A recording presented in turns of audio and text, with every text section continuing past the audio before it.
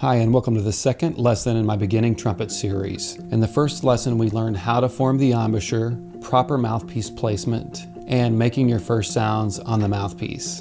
A link to that first lesson is at the top of your screen if you'd like to go back and watch that. Today, we're going to take the next steps, including learning the parts of the instrument, how to hold the trumpet, and playing with good posture, and how to take a full and relaxed breath. Stick around to the end as I'll take you through making your first sounds on the trumpet itself.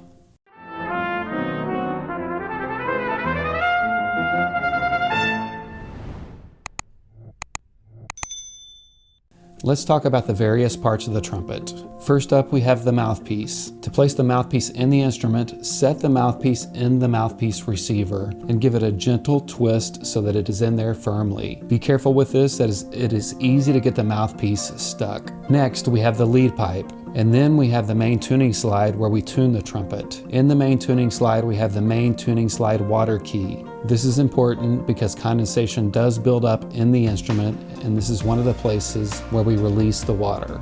Next, we have the valves. This is the first valve. Connected to the first valve is the first valve slide and the first valve slide thumb ring. This is the second valve. Connected to the second valve is the second valve slide. Then we have the third valve. Connected to the third valve is the third valve slide. On most beginning trumpets, you have a third valve slide water key where you can empty water that collects in the third valve slide.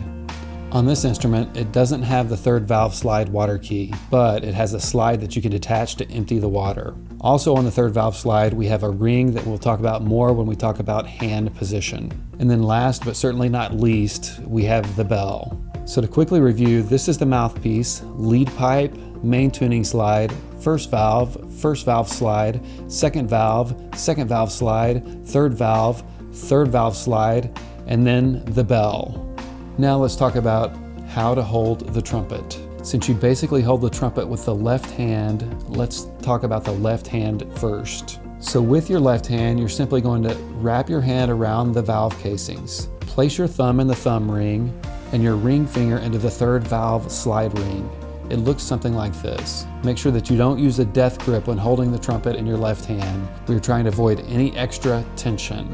Next, we have the right hand. Your right hand should be shaped as if you were holding a tennis ball. With the right hand, place your thumb in between the first and second valve casings like this. With the tennis ball hold, you're going to place the tips of your fingers on the corresponding valves. Your first finger on the first valve, your second finger on the second valve, and your third finger on the third valve. Ideally, you do not want to place the pinky in the pinky ring, as it can invite undue pressure towards your embouchure, causing bad habits. When you first start playing the trumpet, your tendency will be to pull the trumpet towards you, causing a lot of pressure toward your embouchure. And all of that pressure affects the sound you produce on the trumpet. I wish beginning trumpets didn't have the pinky ring because it causes problems and bad habits. Basically, when you're playing, your pinky should just float around. Most of the time it sort of mirrors what your third finger is doing. Because I've been playing trumpet for many years, you'll sometimes catch me with my pinky in the pinky ring. You have to know the rule before you can break it, I guess. I never use it to sort of cram the horn toward my face. Having said all of this, the pinky ring does come in handy when you're playing and you have a page turn in your music.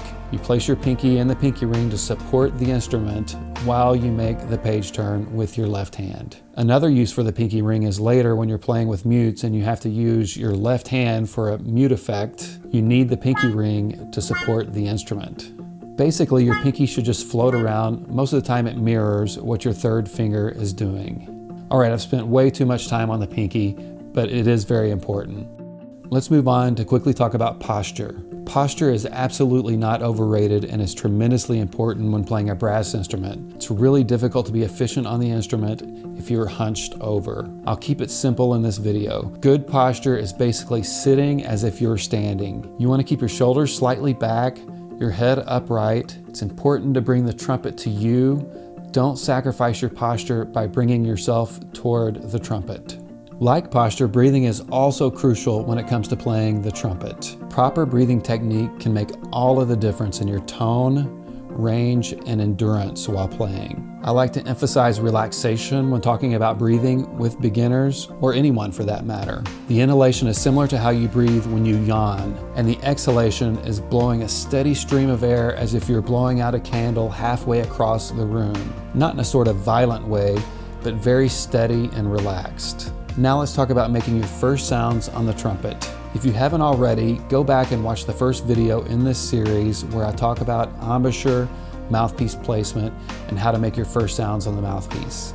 Here we're going to do the same thing that we did with the mouthpiece with the trumpet. With the proper hand position and posture, we're going to place the trumpet on the lips. Take a nice breath through the corners of your mouth. We're just going to blow steady air through the trumpet like this. Next, we're going to gradually and naturally let the lips start to vibrate. It doesn't matter which note comes out. It will likely be the second line G or the low C. Let me demonstrate this.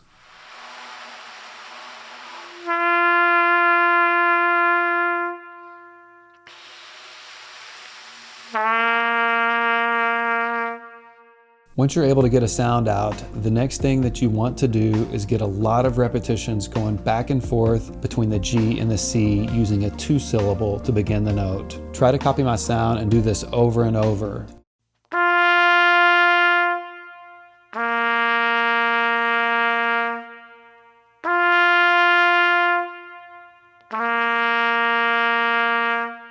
Feel free to reach out and let me know how it's going. In the next video, we'll talk more about how to begin the notes and how to articulate properly. If you find value here, don't forget to click like and subscribe to this channel for more trumpet-related content. See you in the next video.